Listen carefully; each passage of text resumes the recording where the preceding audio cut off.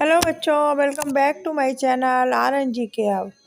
आज हम देखने वाले हैं एडगेट अभ्यास पुस्तिका 2024-25 में जो नई वाली आई है उसका पर्यावरण कक्षा 5 का पर्यावरण, जिसमें अपन पाठ 13 से पाठ 18 तक का संपूर्ण हल देखेंगे।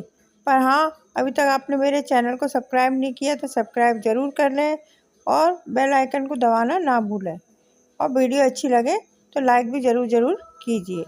ओके बच्चों, चलिए आइए देखते हैं पाठ 13 बसेरा ऊंचाई पर। तो आइए चलिए देखते हैं अपन पाठ 13 बसेरा ऊंचाई पर। वस्तुनिष्ठ प्रश्न है, सही विकल्प चुनकर लिखना है। किसी व्यक्ति को ठंडे स्थान पर जाना है, उसके पास सामान ज़्यादा हो गया है, आप उसे निम्न में से किसे बन्नी स्वेटर ले जाने की सलाह देंगे? आप लिखो ऑप्शन बी, पश्मीना ऊन की। ये 4 ऑप्शन दिए हैं, उनमें से दूसरा वाला एकदम राइट आंसर है। नायलॉन, पश्मीना ऊन की, भेड़ के ऊन की और याक के ऊन की। तो आप पश्मीना ऊन की पर राइट लगा के उत्तर में लिखो पश्मीना ऊन की।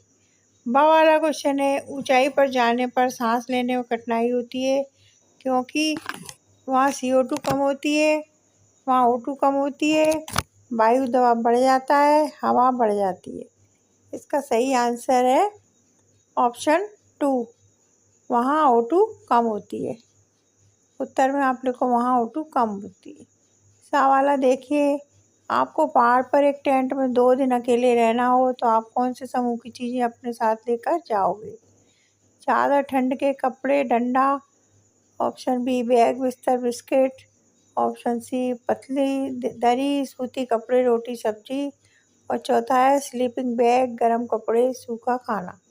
तो आप ऑप्शन 4 पे राइट लगाइए, स्लीपिंग बैग, नरम कपड़े, सूखा खाना। अब दा वाला देखिए, श्रीनगर का एक परिवार डल लेक से मछली पकड़ता है, पानी में उगने वाली सब्जियां उगाता हुआ खाता है, साथ ही कमल के फूल टूरिस्ट को बेचता है। तो इसका सही आंसर हुआ उत्तर डोंगा। रिक्त स्थानों की पूर्ति कीजिए। पहले में पत्थर और मिट्टी लिखिए और दूसरे में लिखिए डिग्री सेल्सियस। तापमान को डिग्री सेल्सियस में लिखते हैं।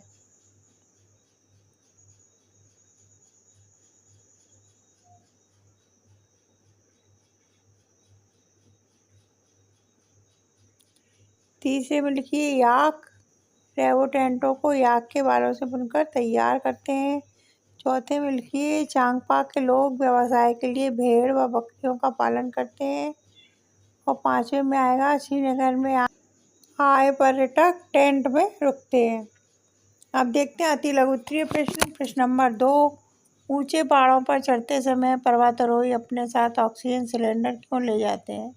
क्योंकि ऊंचाई पर ऑक्सीजन कम होती है। प्रश्न नंबर 3 है, लेह कैसा इलाका है? आंसर में आप लिखिए लेह एक ठंडा इलाका है। और चौथा क्वेश्चन है, चांगपा लोग एक जगह पर नहीं रहते क्यों? क्योंकि चांगपा जनजातीय लोग हैं, जीवन यापन के लिए भेड़ बकरियों को पालते हैं। इन जानवरों को चराने के लिए वे इधर उधर घूमते हैं, इसलिए वे एक जगह पर नहीं रहते। अब प्रश्न नंबर 4 देखते हैं अपन।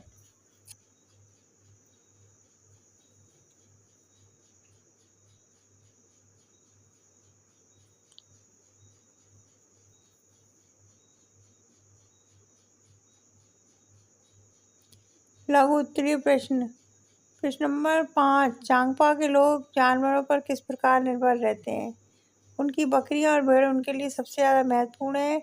इन भेड़ों और बकरियों से उन्हें खाने के लिए, मांस पहनने के लिए ऊन मिलता है। अब देखते हैं प्रश्न नंबर 6।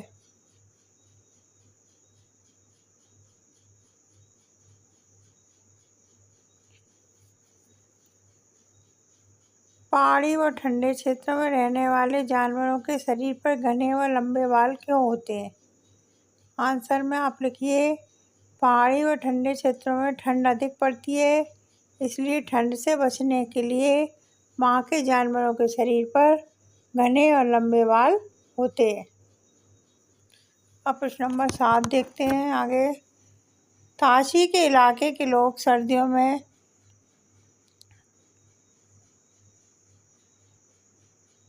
घर की किस मंजिल पर रहते थे और क्यों? ताशी के इलाके के लोग सर्दियों में घर की नीचे की मंजिल पर, कोई खिड़की नहीं होती, नीचे की मंजिल में रहते हैं, क्योंकि खिड़की नहीं होने के कारण नीचे की मंजिल का मकान गर्म रहता है, इसलिए नीचे की मंजिल पर रहते हैं सर्दियों में। अब 8वां वाला प्रश्न देखते हैं अपन।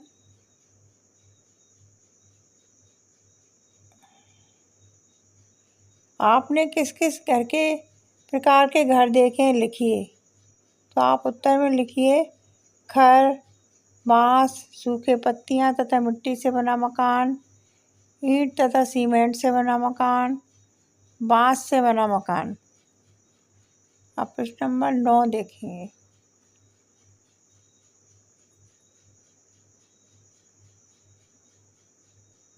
दीर्घ उत्तरीय प्रश्न। प्रश्न नंबर 9, दिए गए भारत के मानचित्र में मुंबई से दिल्ली जाते समय पड़ने वाले राज्यों को खोजकर अलग अलग रंगों से दर्शाइए। यहाँ पे एक मानचित्र दिया है, इनको अलग अलग रंगों से दर्शाना है। मुंबई से दिल्ली जाने के लिए हरियाणा, राजस्थान, मध्य प्रदेश, गुजरात, महाराष्ट्र राज्य आते हैं।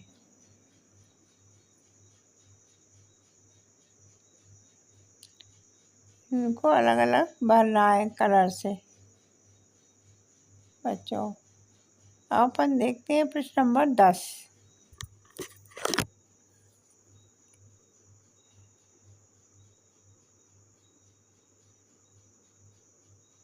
एक ऐसा क्षेत्र है जहाँ गर्मी अधिक होती है, आबादी बहुत कम है और ऊँट और बकरी पाए जाते हैं।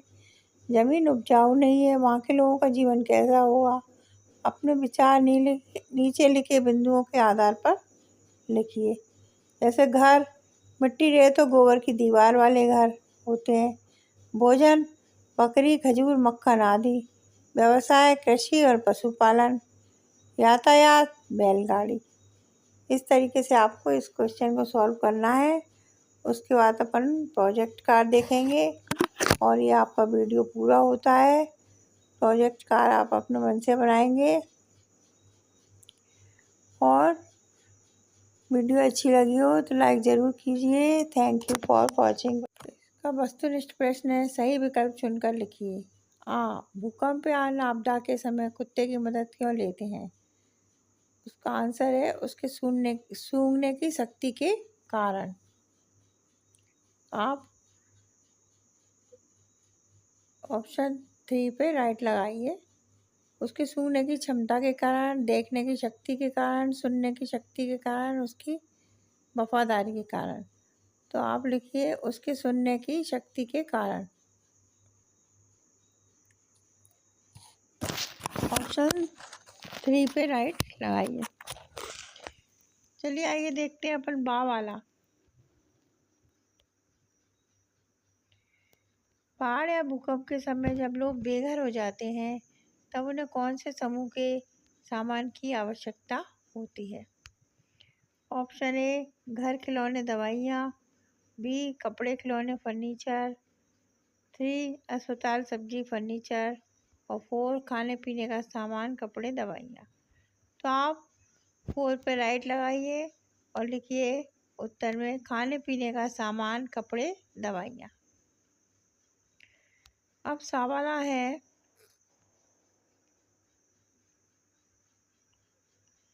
गांव के लोगों ने चिकनी मिट्टी और गोबर मिलाकर बड़े बड़े उपले बनाए। उपले एक दूसरे पर रखकर दीवार बनाई गई तथा घास फूस का छत इस प्रकार का बनाया गया ताकि घर आकर्षक लगे, भूकंप से कम नुकसान हो, घर मजबूत बने, घर में अधिक लोग रह सकें। तो इसका सही आंसर है दूसरा वाला, भूकंप से कम नुकसान हो सके, इस कारण उन्होंने घास फूस की छत बनाई थी। अपन देखते हैं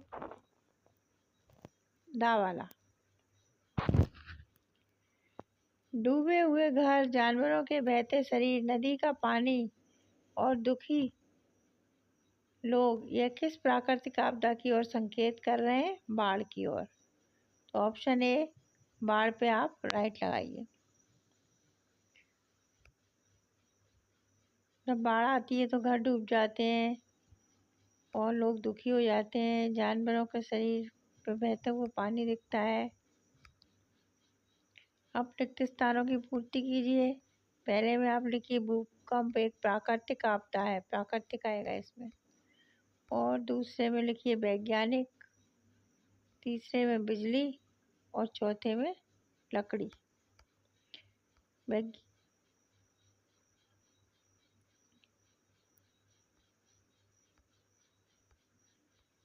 अब लघु उत्तरीय प्रश्न देखिए। किन्हीं 3 प्राकृतिक आपदाओं के नाम लिखिए। तो आप लिखते हैं भूकंप, बाढ़, सूखा। क्वेश्चन 3 देखिए।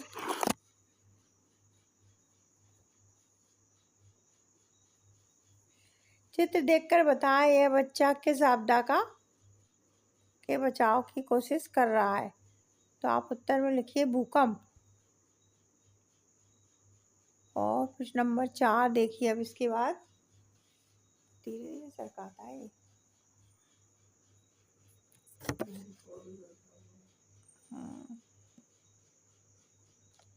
जब आप किसी मुसीबत या आपदा में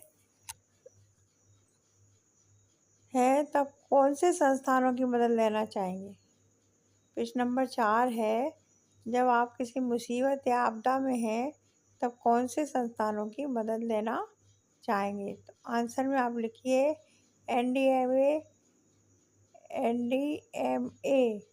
एनडीआरएफ, यूनिसेफ, सेना, पुलिस, चिकित्सा आदि की मदद लेना चाहेंगे। अब देखते हैं अपन लघु उत्तरीय प्रश्न। प्रश्न नंबर 5 है, भूकंप आने पर प्राथमिकता के आधार पर कौन से 2 कार्य आप पहले करेंगे? तो आप सबसे पहले भूकंप आएगा तो किसी खुले मैदान में चले जाना चाहिए, और दूसरा है हमको ज़मीन पर लेट जाना चाहिए, और तीसरा है किसी लकड़ी की वस्तु के नीचे छिप जाना चाहिए। अब क्वेश्चन नंबर 6 देखेंगे अपन अगला।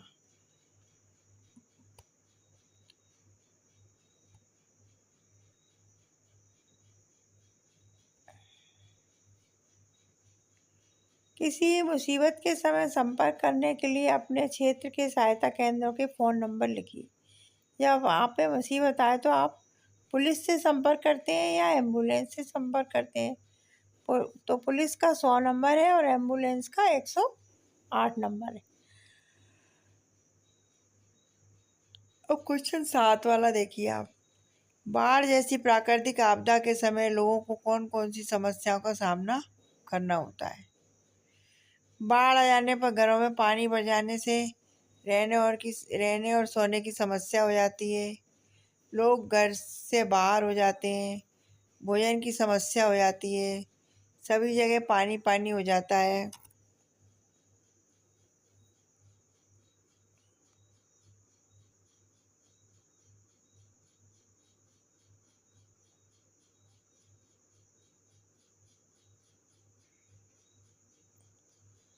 बहुत सी बीमारियां फैल जाती हैं और समय पे उपचार भी नहीं हो पाता है।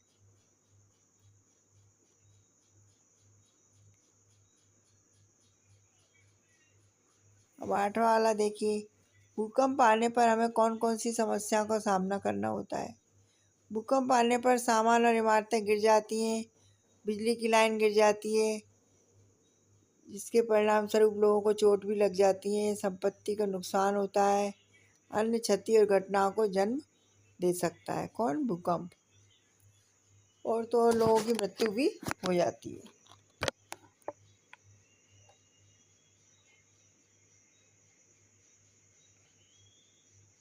जैसे जमीन फटना, सुनामी, ज्वार की लहरें, भूस्खलन आदि। अब आप देखिए दीर्घ उत्तरीय प्रश्न। प्रश्न नंबर 9।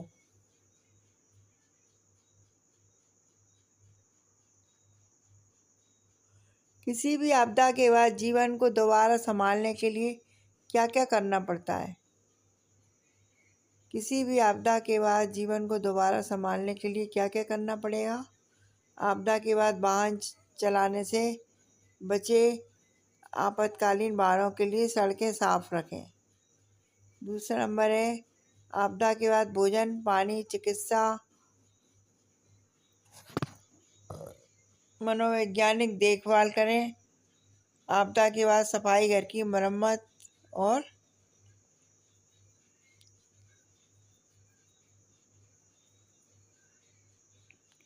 आपदा के बाद भोजन, पानी, चिकित्सा, मनोवैज्ञानिक की देखभाल करें। आपदा के बाद सफाई, घर की मरम्मत और अस्थायी आश्रय की व्यवस्था करें। प्रश्न नंबर 10 है यदि आपके इलाके में भूकंप आया है तो आप क्या करेंगे? यदि आपके इलाके में भूकंप आया है तो आप क्या क्या करेंगे? शांत रहें और तुरंत बिजली, गैस और नल का पानी बंद करें। अपने आप को बचाएं। ज़मीन पर लेट जाएं। किसी मजबूत टेबल या किसी अन्य फर्नीचर के नीचे छिप जाएं। भूकंप के समय कुछ खुले स्थानों पर चले जाना चाहिए। किसी इमारत से बाहर निकलने की कोशिश ना करें। प्रश्न नंबर 11 है प्रोजेक्ट कार। तो आपको प्रोजेक्ट कार लिखना है। पुराने अखबार, पत्रिका व मोबाइल की सहायता से प्राकृतिक आपदाओं के 8-16 कौन करेगा ये काम का पहला क्वेश्चन। सही विकल्प चुनकर लिखो। अधिकतर घरों में महिलाएं और लड़कियां साफ सफाई का कार्य करती हैं। इस विषय में आप क्या सोचते हो? ऑप्शन: साफ सफाई केवल लड़कियां का कार्य है, साफ सफाई केवल लड़कों का कार्य है, लड़के और लड़कियों के समान कार्य होना चाहिए, लड़के और लड़कियों के कार्य समान नहीं होना चाहिए। तो इसमें अपन ऑप्शन 3 पे राइट लगाएंगे। लड़के और लड़कियों के समान कार्य होना चाहिए। अब अपन देखते हैं बा वाला क्वेश्चन। बा, हमें टॉयलेट अर्थात शौचालय नियमित साफ करना चाहिए। क्यों? सुंदर दिखाने के लिए, स्वस्थ रहने के लिए, व्यस्त रहने के लिए, दूसरों को दिखाने के लिए। तो इसका सही आंसर है ऑप्शन 2, स्वस्थ रहने के लिए। तीसरा वाला देखते हैं। छुआछूत का भेदभाव छोटी सी बात नहीं है, उसे मिटाने के लिए कड़ी मेहनत की ज़रूरत है। यह वाक्य किसका है? नेहरू जी का, गांधी जी का, शास्त्री जी का और देसाई जी का। तो आप लिखिए ऑप्शन 2, गांधी जी का। दा वाला देखेंगे। कूड़े कचरे का सही निपटान करने के लिए निम्न में से कौन सा विकल्प सही है?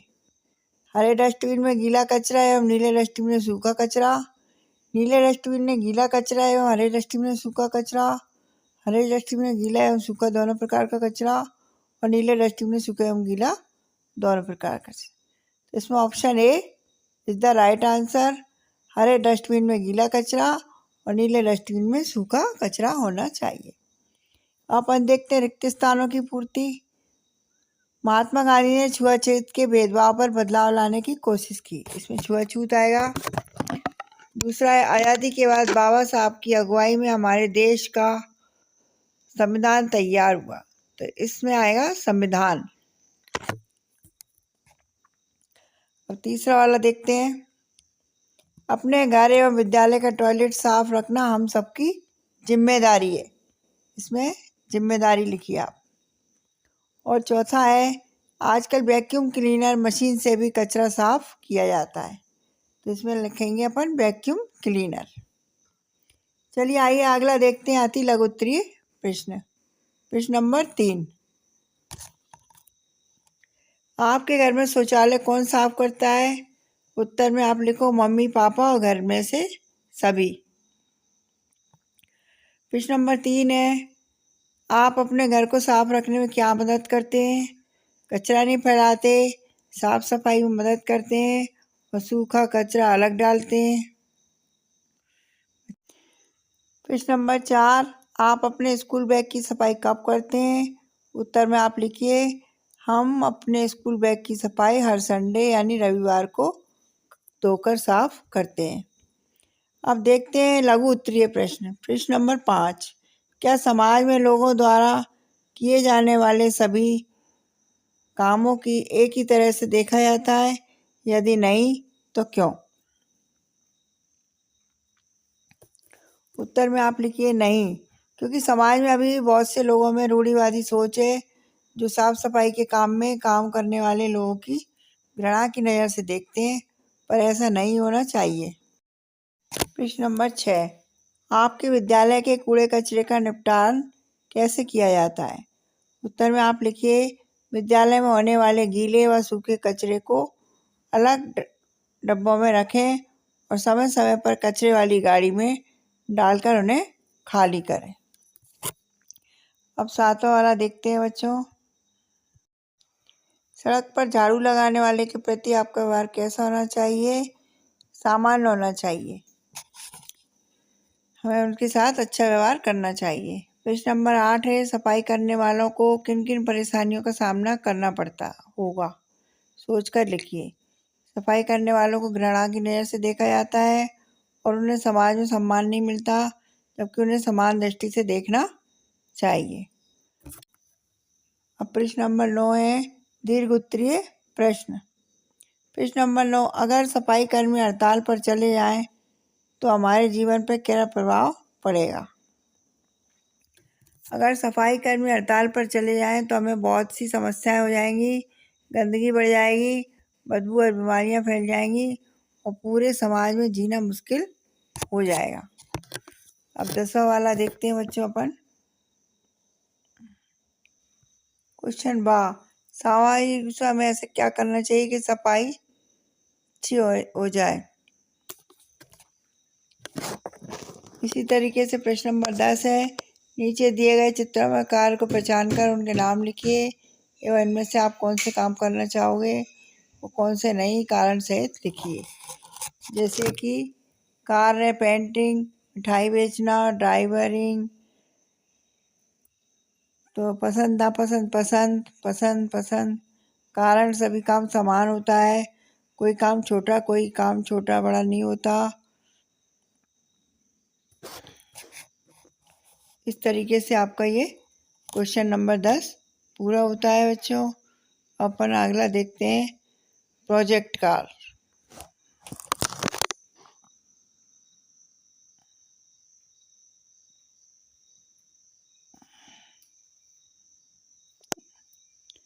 वीडियो अच्छी लगी हो तो लाइक ज़रूर कीजिए और हाँ, सब्सक्राइब भी, चैनल को सब्सक्राइब कर लीजिए।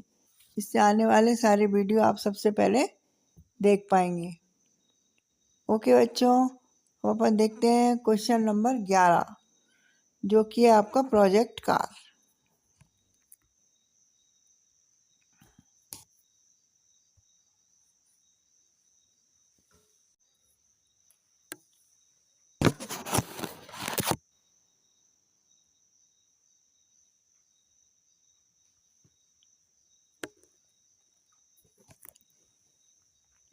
अपन देखते हैं प्रोजेक्ट कार।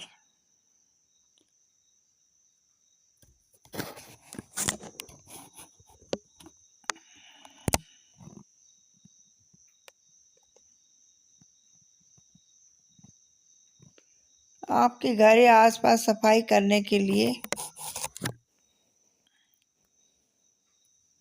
आने वाले सभी लोगों के बारे में पता करके उनके नाम, घर में सदस्य, कहाँ तक पढ़ाई की, कार और कार करने का कारण लिखिए। तो बच्चों आप ही अपने पेरेंट्स की सहायता से कर सकते हैं। ओके बच्चों, वीडियो अच्छी लगी तो लाइक ज़रूर कीजिए, चैनल को सब्सक्राइब करना ना भूलें। Thank you for watching. Part 16, कौन करेगा ये काम का पहला क्वेश्चन। सही विकल्प चुनकर लिखो। अधिकतर घरों में महिलाएं और लड़कियां साफ सफाई का कार्य करती हैं। इस विषय में आप क्या सोचते हो? ऑप्शन: साफ सफाई केवल लड़कियां का कार्य है, साफ सफाई केवल लड़कों का कार्य है, लड़के और लड़कियों के समान कार्य होना चाहिए, लड़के और लड़कियों के कार्य समान नहीं होना चाहिए। तो इसमें अपन ऑप्शन 3 पे राइट लगाएंगे, लड़के और लड़कियों के समान कार्य होना चाहिए। अब अपन देखते हैं बा वाला क्वेश्चन। बा: हमें टॉयलेट अर्थात शौचालय नियमित साफ करना चाहिए। क्यों? सुंदर दिखाने के लिए, स्वस्थ रहने के लिए, व्यस्त रहने के लिए, दूसरों को दिखाने के लिए। तो इसका सही आंसर है ऑप्शन 2, स्वस्थ रहने के लिए। तीसरा वाला देखते हैं। छुआछूत का भेदभाव छोटी सी बात नहीं है, उसे मिटाने के लिए कड़ी मेहनत की जरूरत है। यह वाक्य किसका है? नेहरू जी का, गांधी जी का, शास्त्री जी का और देसाई जी का। तो आप लिखिए ऑप्शन 2, गांधी जी का। दा वाला देखेंगे। कूड़े कचरे का सही निपटान करने के लिए निम्न में से कौन सा विकल्प सही है? हरे डस्टबिन में गीला कचरा एवं नीले डस्टबिन में सूखा कचरा, नीले डस्टबिन में गीला कचरा एवं हरे डस्टबिन में सूखा कचरा, हरे डस्टबिन में गीला एवं सूखा दोनों प्रकार का कचरा और नीले डस्टबिन में सूखा एवं गीला दोनों प्रकार का कचरा। तो इसमें option A is the right answer. Hare dustbin में गीला कचरा और नीले डस्टबिन में सूखा कचरा होना चाहिए। अपन देखते हैं रिक्त स्थानों की पूर्ति। महात्मा गांधी ने छुआछूत के भेदभाव पर बदलाव लाने की कोशिश की। इसमें छुआछूत आएगा। दूसरा है आज़ादी के बाद बाबा साहब की अगुवाई में हमारे देश का संविधान तैयार हुआ। तो इसमें आएगा संविधान। अब तीसरा वाला देखते हैं। अपने घर एवं विद्यालय का टॉयलेट साफ रखना हम सबकी जिम्मेदारी है। इसमें जिम्मेदारी लिखिए आप। और चौथा है आजकल वैक्यूम क्लीनर मशीन से भी कचरा साफ किया जाता है। तो इसमें लिखेंगे अपन वैक्यूम क्लीनर। चलिए आइए अगला देखते हैं अति लघु उत्तरीय प्रश्न। प्रश्न नंबर 3। आपके घर में शौचालय कौन साफ करता है? उत्तर में आप लिखो मम्मी पापा और घर में से सभी।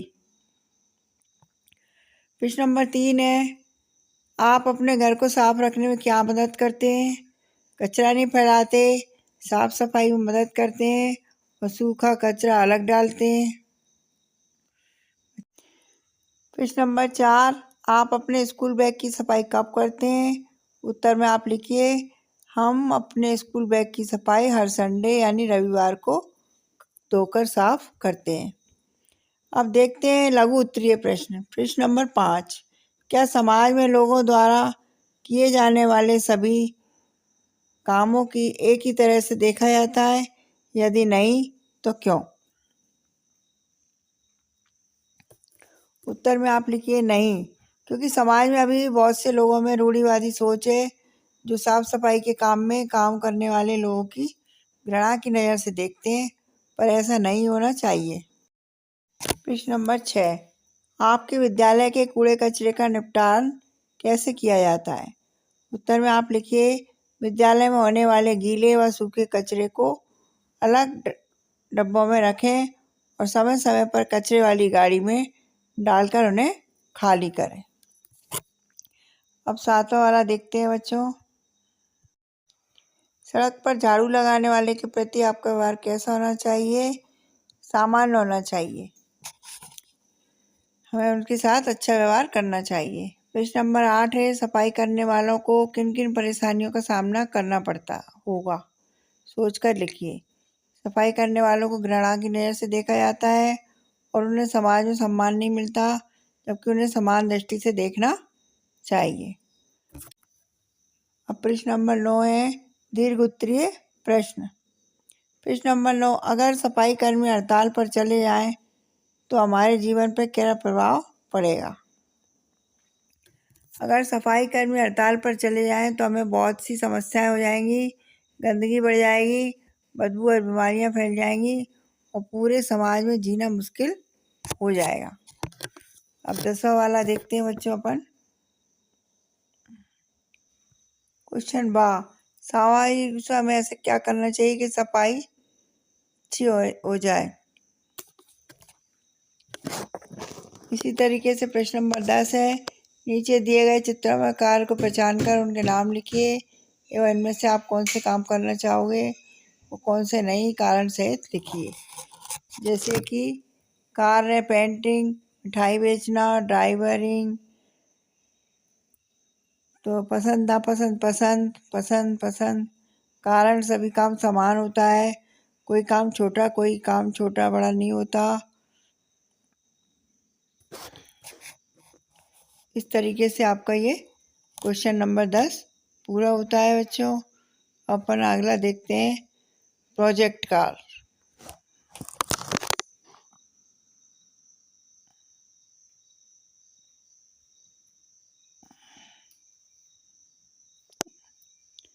वीडियो अच्छी लगी हो तो लाइक ज़रूर कीजिए और हाँ सब्सक्राइब भी, चैनल को सब्सक्राइब कर लीजिए। इससे आने वाले सारे वीडियो आप सबसे पहले देख पाएंगे। ओके बच्चों, अब अपन देखते हैं क्वेश्चन नंबर 11 जो कि है आपका प्रोजेक्ट कार।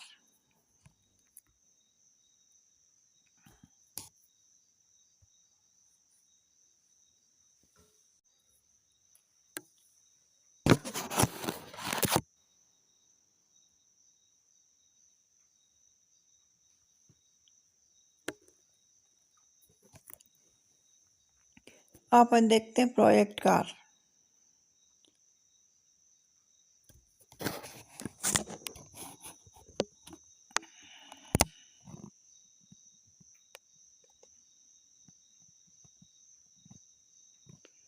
आपके घर या आसपास सफाई करने के लिए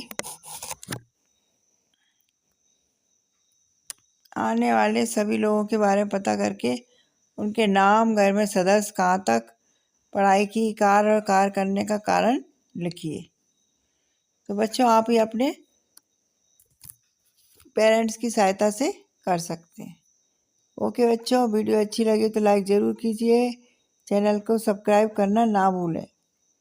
थैंक यू फॉर वॉचिंग। चलिए आइए देखते हैं अपन पाठ 17 फांद ली दीवार। वस्तुनिष्ठ प्रश्न है, सही विकल्प चुनकर लिखिए। ऑप्शन आ है, लड़के लड़कियों के खेल होना चाहिए एक समान, अलग अलग, लड़कियों के लिए इंडोर गेम, लड़कों के लिए आउटडोर गेम।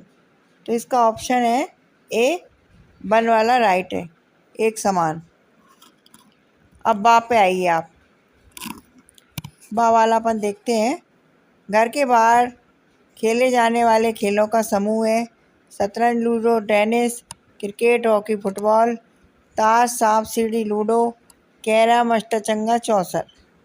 तो इसका ऑप्शन बी पे आप राइट लगाइए, क्रिकेट, हॉकी, फुटबॉल।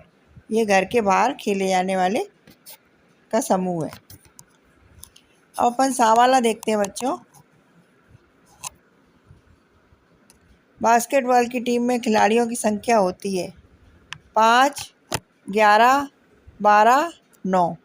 तो आप ऑप्शन 1 पे राइट लगाइए, 5। अब दा वाला है, खिलाड़ी की योग्यता की पहचान की जानी चाहिए उसके निवास की स्थिति से। ऑप्शन 2 उसके खेल से, ऑप्शन 3 उसकी आर्थिक स्थिति से और ऑप्शन 4 उसकी पारिवारिक स्थिति से। तो इसका आंसर आप लिखो उसके खेल से। खिलाड़ी की योग्यता की पहचान उसके खेल से होती है। अब अपन देखते हैं प्रश्न नंबर 2, रिक्त स्थानों की पूर्ति कीजिए। किसी खिलाड़ी की योग्यता की पहचान उसके खेल से की जाती है, ना कि उसकी जाति और आर्थिक स्थिति से। इसमें खेल आएगा। दूसरे में, खेल खेलते समय खिलाड़ी के रूप में खेले, कभी मत सोचो कि तुम लड़की हो या लड़का, तो खिलाड़ी आएगा। और तीसरे, मैरी कॉम का संबंध बॉक्सिंग खेल से है, इसमें बॉक्सिंग आएगा। और चौथे में आएगा समान, लड़के लड़कियों के खेल एक से हो, सभी को खेलने का समान मौका मिले। इस तरीके से आपके रिक्त स्थान पूरे होते हैं बच्चों। अब अपन देखते हैं अति लघु उत्तरीय प्रश्न। टीम में एकता होने से के क्या लाभ है। सामूहिक लक्ष्यों की प्राप्ति, निर्णय लेने में सुधार, मजबूत टीम निर्माण, सकारात्मक काल, ये लाभ है। और प्रश्न नंबर 3 देखिए, टीम के लिए खेलना सही क्यों होता है? सामूहिक सफलता में योगदान, एकता और सहयोग की भावना व्यक्तिगत होती है, इसलिए टीम के लिए खेलते हैं लोग। और चौथा वाला देखिए, अखबार की रिपोर्ट में लिखा था अफसाना दीवार फांद चुकी है, इसमें कौन सी दीवार के बारे में कहा गया है? उत्तर में आप लिखो अफसाना दीवार फांद चुकी है का मतलब है अफसाना सफलता प्राप्त कर चुकी है। यहाँ पे कांद लिखा है, इसको फांद समझना आप। अफसाना दीवार फांद चुकी है का मतलब है अफसाना सफलता प्राप्त कर चुकी है। अब चलिए आइए अपन देखते हैं अति लघु उत्तरीय प्रश्न। प्रश्न नंबर 5वां है आपके सामने। प्रश्न नंबर 5 है, यदि आपको किसी खेल को खेलने से रोका जाए तो आप क्या करोगे?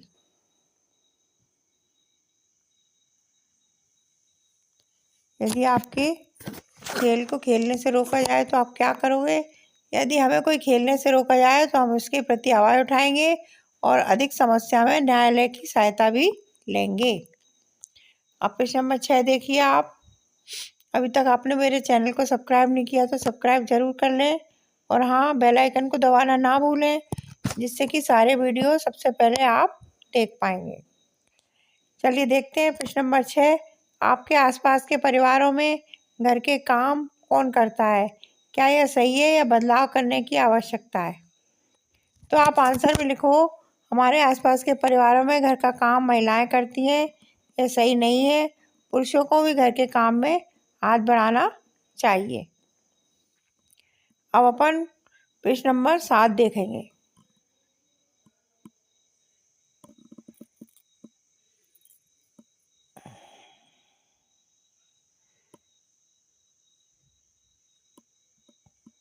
अगर आप खेल नहीं खेलेंगे तो आपको क्या क्या हानि होगी? खेल खेलने से हमारा शरीर स्वस्थ रहता है। अगर हम खेल नहीं खेलेंगे तो हम बीमार होने की संभावना बढ़ जाएगी। वाला देखिए आप। 8वां वाला देखते हैं अपन। आपको क्या लगता है लड़के लड़कियों के खेलों में अंतर होना चाहिए या नहीं और क्यों? तो आंसर में आप लिखो मुझे लगता है कि लड़के और लड़कियों के खेलों में कुछ अंतर होना चाहिए, क्योंकि यह अंतर तर्क संगत और वैज्ञानिक आधार पर ही कारण शारीरिक अंतर सुरक्षा कारण प्रतिभागियों को बढ़ावा देगा। इस तरीके से ये आपका प्रश्न नंबर 8 पूरा होता है। अपन 9वां वाला प्रश्न देखेंगे बच्चों। प्रश्न नंबर 9 है दीर्घ उत्तरीय प्रश्न। आप एक टीम के लीडर हैं जहां विभिन्न प्रकार के खिलाड़ी हैं।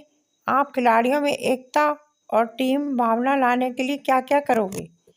तो आप आंसर में लिखो सामूहिक लक्ष्य का निर्धारण करेंगे, खुली और पारदर्शी संचार करेंगे, टीम फील्डिंग गतिविधियां कराएंगे, सम्मान और प्रशंसा, सहयोग और समर्थन। इस तरीके से अपन टीम भावना के लिए ये सब कार्य करेंगे। अब देखते हैं प्रश्न नंबर 10। आजकल लड़कियां सभी क्षेत्रों में काम कर रही हैं। आपने कौन कौन से क्षेत्र में उन्हें आगे बढ़ते देखा है? आपके विचार से सही है या नहीं? आंसर, आजकल लड़कियां सभी क्षेत्रों में उत्कृष्ट प्रदर्शन कर रही हैं, जैसे शिक्षा और शोध, विज्ञान और प्रौद्योगिकी, खेल और फिटनेस, कला और संस्कृति, स्वास्थ्य और चिकित्सा।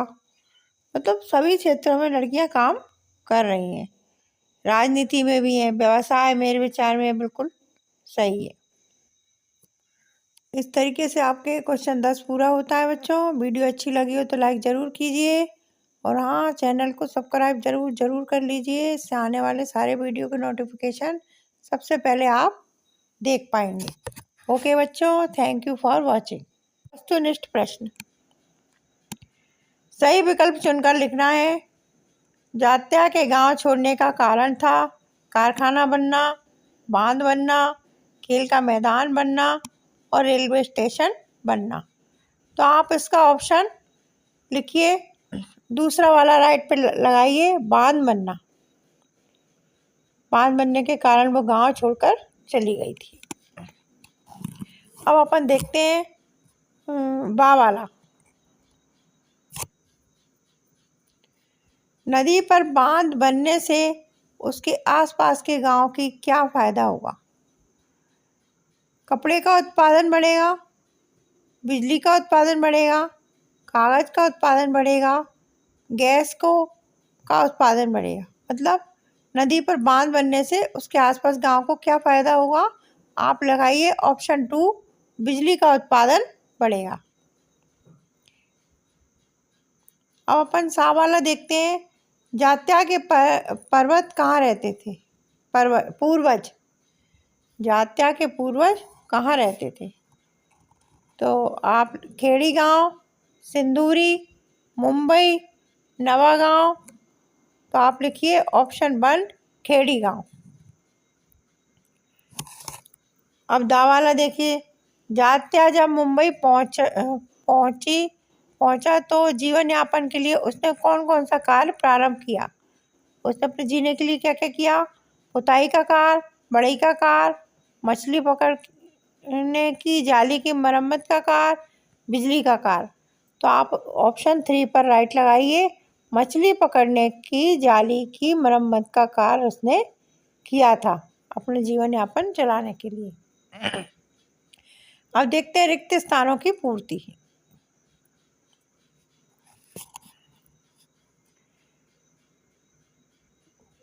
रिक्त स्थानों की पूर्ति कीजिए।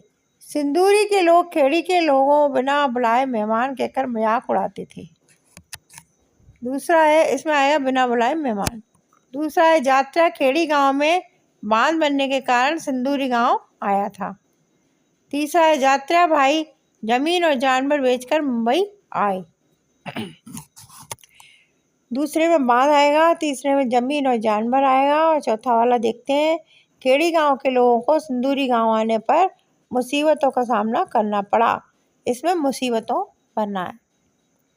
ठीक है बच्चों, अपन देखते हैं अति लघु उत्तरीय प्रश्न। प्रश्न नंबर 2 है, आप बड़े होकर गांव में रहना पसंद करेंगे या शहर में? तो उत्तर में आप लिखो गांव में, क्योंकि गांव का वातावरण और हवा शुद्ध होती है।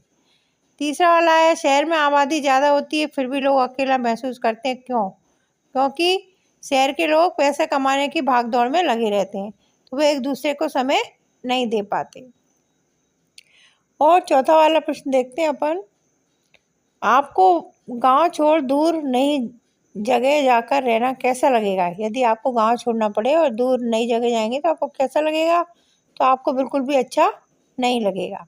अब देखते हैं लघु उत्तरीय प्रश्न। प्रश्न नंबर 5, खेड़ी गांव के लोगों को सिंदूरी गांव में आने पर किन किन कठिनाइयों का सामना करना पड़ा? उत्तर, सिंदूरी में प्रत्येक वस्तु पैसों से मिलती थी।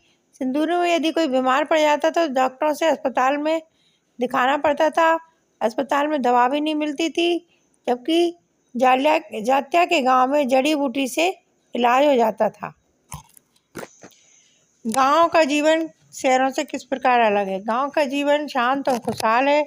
शहर का जीवन अशांत और दौड़ भाग वाला है। गांव का वातावरण हवा शुद्ध होती है, शहर का वातावरण प्रदूषित और हवा जहरीली होती है। इस तरीके से काफ़ी अंतर है गांव और शहर में। मैंने यहाँ पे इतना ही लिखा है, तो आप इसको इतना ही लिखिए। अब अपन देखते हैं प्रश्न नंबर 7, क्या आपने ऐसे बच्चे को देखा है जो पढ़ने के साथ साथ काम पर भी जाते हैं? उन्हें ऐसा क्यों करना पड़ता है? उत्तर, हाँ मैंने ऐसे बच्चों को देखा है। उन्हें ऐसा उनके घर की कमज़ोर आर्थिक स्थिति के कारण करना पड़ता है। 8वां प्रश्न है, बच्चे खेड़ी गांव में काम कर रहे थे। बच्चे खेड़ी गांव में काम कर रहे थे और मुंबई में भी काम कर रहे थे, परंतु वे खेड़ी गांव में खुश थे। क्यों? क्योंकि वे बचपन से गांव में रहे हैं। उनको बचपन से गांव में रहे थे, उनको गांव पसंद था। गांव में शुद्ध वातावरण, शुद्ध वायु, शांत जीवन था। परंतु मुंबई इस सबसे विपरीत या प्रदूषित वातावरण से भरा हुआ था, दौड़ भाग की ज़िंदगी थी वहाँ पर, इसलिए उनको अपने गांव में बहुत अच्छा लगता था। अपन देखते हैं दीर्घ उत्तरीय प्रश्न, प्रश्न नंबर 9। बांध बनाने के लिए लोगों को अपने घरों से हटाकर दूसरी जगह बसाना ठीक है या नहीं? सोचकर लिखिए। बांध बनाने के लिए लोगों को अपने घरों से हटाकर दूसरी जगह करना ठीक नहीं है, क्योंकि जहाँ उनकी पूरी जीवन जीने की व्यवस्था